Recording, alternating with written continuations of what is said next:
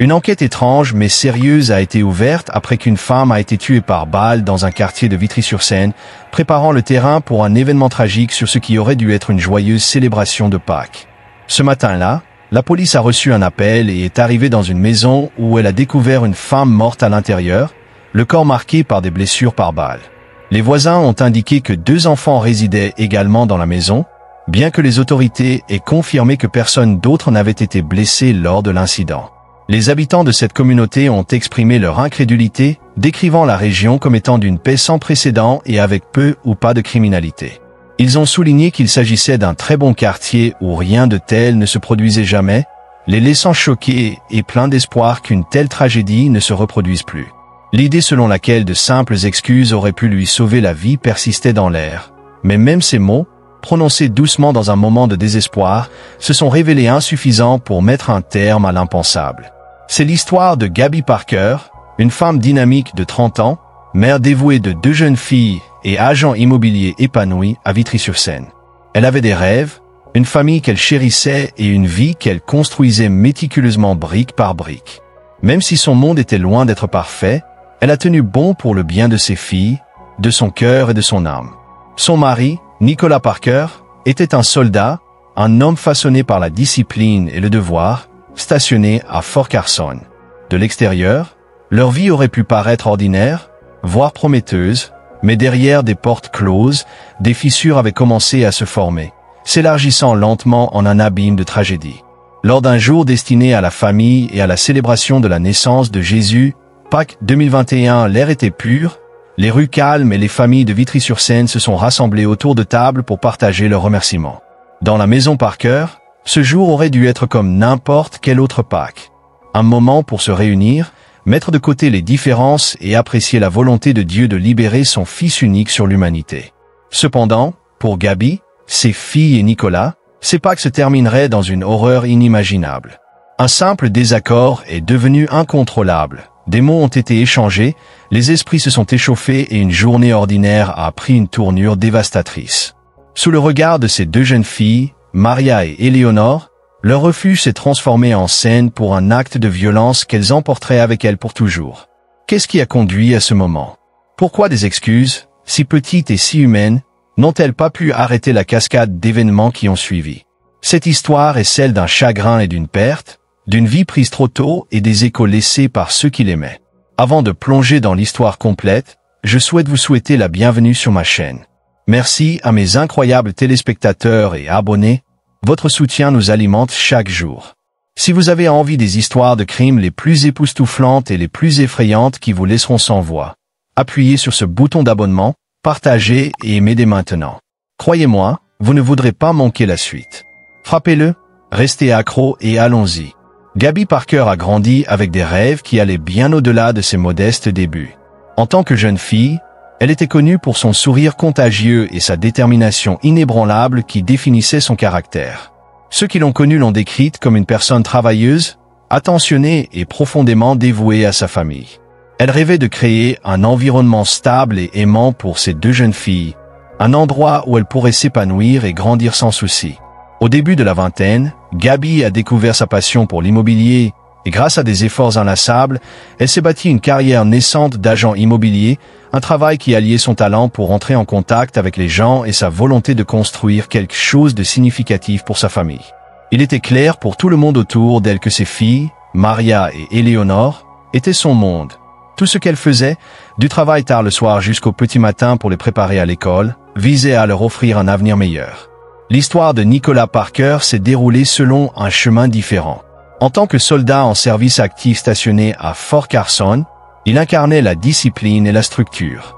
Sur le papier, il apparaissait comme un modèle de responsabilité, servir son pays avec honneur et conserver une réputation de militaire dévoué.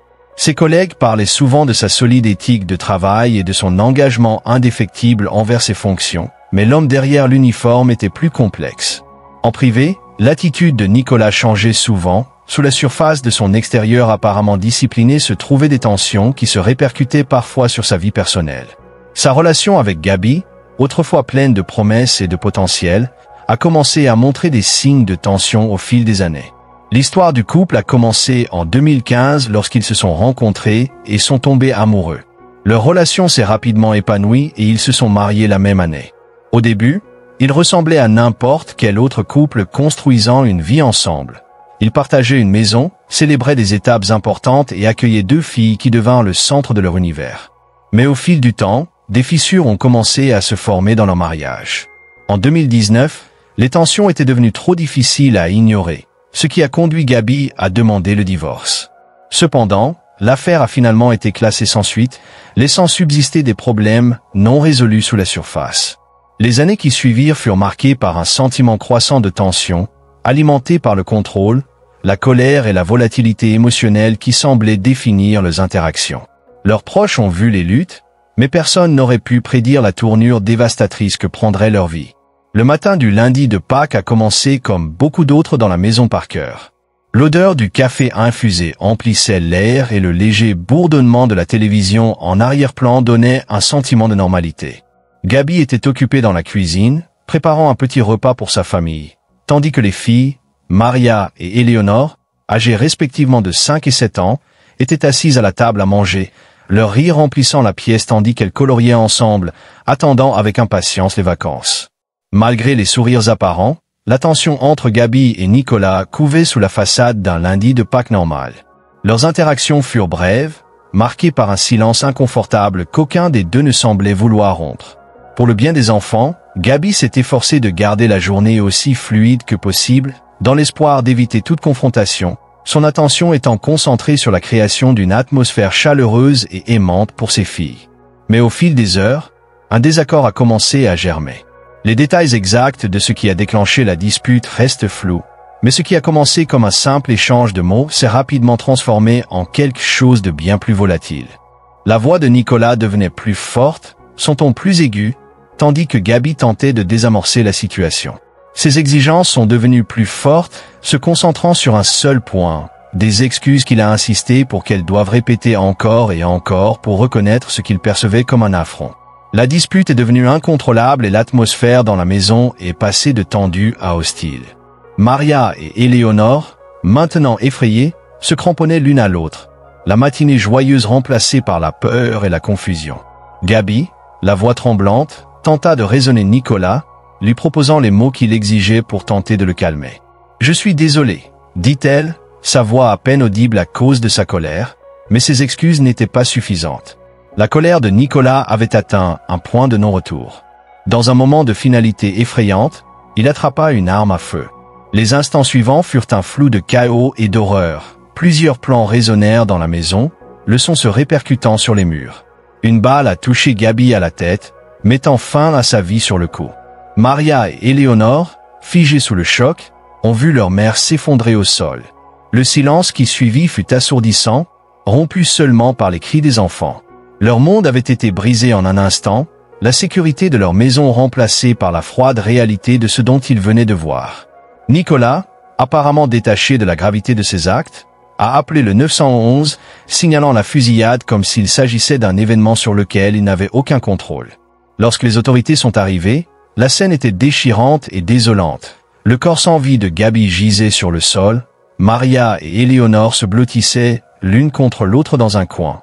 Les larmes coulant sur leur visage alors qu'elles tentaient de raconter ce qu'elles avaient vu aux policiers, leurs voix innocentes tremblaient en décrivant l'inimaginable. La maison qui était autrefois leur sanctuaire était désormais le théâtre d'une tragédie qui les hantrait à jamais. Lorsque les policiers sont arrivés à la résidence Parker, la scène était obsédante. La porte d'entrée était légèrement entr'ouverte, une légère odeur de poudre persistait dans l'air. À l'intérieur, le salon racontait l'histoire du chaos et de la violence. Le corps de Gabi gisait immobile sur le sol, une mare de sang sous elle, sa présence autrefois vibrante éteinte. Elle portait plusieurs blessures par balle, dont une à la tête, mortelle et définitive. Autour d'elle, les restes d'un repas de Pâques lui semblaient désormais de cruels rappels de ce que cette journée était censée être. Dans un coin de la pièce, Maria et Éléonore étaient blotties l'une contre l'autre, leurs petites silhouettes tremblant en s'accrochant l'une à l'autre. Des visages en larmes et des yeux écarquillés et terrifiés rencontrèrent les policiers alors qu'ils tentaient de s'approcher doucement. Les enfants étaient inconsolables, leur voix à peine audible alors qu'ils tentaient d'expliquer ce dont ils avaient été témoins. L'aînée, Maria, âgée d'accent grave peine 7 ans, a décrit comment sa mère avait essayé d'arranger les choses, comment elle avait dit « Je suis désolée » avant que les fortes détonations ne commencent. Sa sœur cadette, Éléonore, a fait écho à ces propos, ajoutant que leur père avait crié, sa colère remplissant la maison comme une tempête. Les policiers ont soigneusement séparé les enfants de la scène, essayant de les protéger de la vue insupportable de leur mère. Les travailleurs sociaux ont été appelés à apporter un soutien immédiat, mais rien n'a pu effacer le traumatisme qu'ils ont enduré. Dans leur innocence, ils sont devenus les témoins les plus puissants d'une horreur à laquelle aucun enfant ne devrait jamais être confronté. La nouvelle du drame se répand rapidement dans la commune de Vitry-sur-Seine. Gaby Parker, connue de beaucoup comme une mère au bon cœur et une professionnelle dévouée, a marqué la vie de son entourage. Les voisins, les amis et les clients ont parlé de sa chaleur, de son dévouement inébranlable envers ses filles et de son rêve de leur bâtir un avenir meilleur. La connaissance de sa mort violente a laissé la communauté sous le choc, luttant pour réconcilier la femme qu'elle connaissait avec la fin brutale à laquelle elle avait été confrontée. Les réseaux sociaux sont remplis de messages de chagrin et d'incrédulité. Des étrangers se sont joints à leurs amis et à leurs familles pour pleurer la perte de Gaby, tandis que d'autres ont exprimé leur indignation face à l'absurdité de sa mort. La carrière militaire de Nicolas a ajouté une autre couche de complexité à la réponse du public. Certains ont exprimé leur choc qu'un homme ayant prêté serment de servir et de protéger puisse commettre un tel acte, tandis que d'autres ont souligné la nécessité d'engager des discussions plus approfondies sur la violence domestique et les ressources disponibles pour les familles en crise. Des veillées ont eu lieu en l'honneur de Gaby, des bougies éclairant les nuits sombres alors que la communauté se réunissait pour se souvenir de sa vie et exiger justice. Son nom est devenu un cri de ralliement en faveur du changement, un rappel du besoin urgent de protéger ceux qui sont pris au piège de situations abusives. Alors que son histoire faisait la une des journaux, le monde a appris non seulement sa fin tragique, mais aussi la résilience et l'amour qui avaient défini sa vie, un héritage que ses filles porteraient avec elles, même dans l'ombre de leur chagrin. L'arrestation de Nicolas Parker a eu lieu quelques heures seulement après l'incident tragique, alors que les forces de l'ordre reconstituaient les horribles détails de ce qui s'était passé. Les preuves contre lui se sont rapidement accumulées et il a été placé en garde à vue sans incident, son attitude semblant calme, voire détachée, alors qu'il était emmené hors de la maison. Les accusations étaient claires, meurtre au premier degré pour le meurtre de sang-froid de sa femme, Gaby, et maltraitance sur enfant pour le traumatisme infligé à leurs 2 jeunes filles qui avaient été témoins de tout l'acte. Ces actes allaient changer à jamais la vie de ces enfants, les laissant non seulement sans leur mère, mais avec les souvenirs horribles de cette nuit fatidique du lundi de Pâques. Lors de son interrogatoire, les réponses de Nicolas ont été effrayantes. Il a parlé sur un ton plat, presque sans émotion, offrant peu de détails sur les événements qui ont conduit à la fusillade. Il a confirmé qu'il y avait eu une dispute, que Gaby avait dit « Je suis désolé » pour tenter de désamorcer la situation. Mais son récit semblait dénué de tout remords. Il n'a pas exprimé de regret pour ses actes, ni montré aucune empathie pour la douleur qu'il avait causée. Sa froideur n'a fait qu'approfondir les mystères entourant ses motivations, laissant les enquêteurs se demander ce qui l'avait réellement poussé à prendre une mesure aussi violente. Au fur et à mesure que le processus judiciaire commençait à se dérouler, l'affaire est devenue un point central tant pour la communauté locale que pour le grand public. Nicolas a été officiellement accusé de meurtre au premier degré et de maltraitance sur enfant, et ses premières audiences au tribunal ont ouvert la voie à une longue bataille juridique.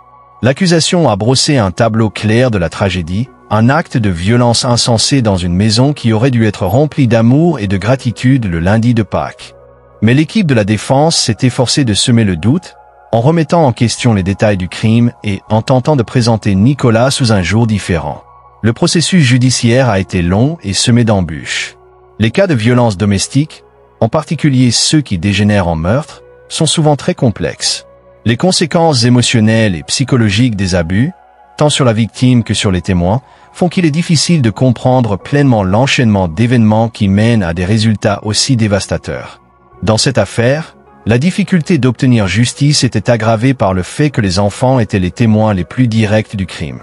Leur témoignage, essentiel au dossier, a été alourdi par leur jeunesse et le traumatisme qu'ils ont vécu. Chaque nouvelle audience entraînait des vagues d'incertitude alors que la défense cherchait à saper la thèse de l'accusation. Les défis liés à la navigation dans une affaire où les détails sont obscurcis par la manipulation émotionnelle, Le contrôle et la colère ont pesé lourdement sur toutes les personnes impliquées. Mais le désir de justice pour Gabi et l'espoir que ses filles trouveraient un jour la guérison ont été mis en avant. Le système judiciaire a fonctionné lentement mais sûrement jusqu'au jour où Nicholas Parker serait tenu responsable des destructions qu'il avait causées. La tragédie dévastatrice de la mort de Gabi Parker a laissé de profondes cicatrices sur ceux qui l'aimaient, en particulier sur ses jeunes filles. Maria et Eleanor, âgées de 5 et 7 ans à peine, ont été témoins de l'impensable, le meurtre violent de leur mère par leur père. Par la suite, leur vie a été irrévocablement modifiée. Le traumatisme qu'ils ont enduré à ce moment restera avec eux pour toujours, et ils sont désormais confrontés au défi de reconstruire leur vie en l'absence de leur mère, ainsi qu'à la réalité d'avoir leur père, autrefois figure d'autorité et de protection, désormais derrière les barreaux, accusé de la pire forme de trahison.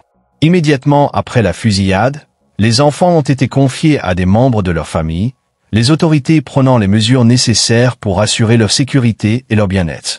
Les proches se sont rassemblés, procurant un sentiment de stabilité et de réconfort dans une période de douleur inimaginable. Pourtant, malgré les efforts de leur entourage, les blessures émotionnelles subies par les enfants étaient loin d'être faciles à guérir. Ils ont été contraints de naviguer dans un monde sans leur mère, et leur relation avec leur père ne serait plus jamais la même.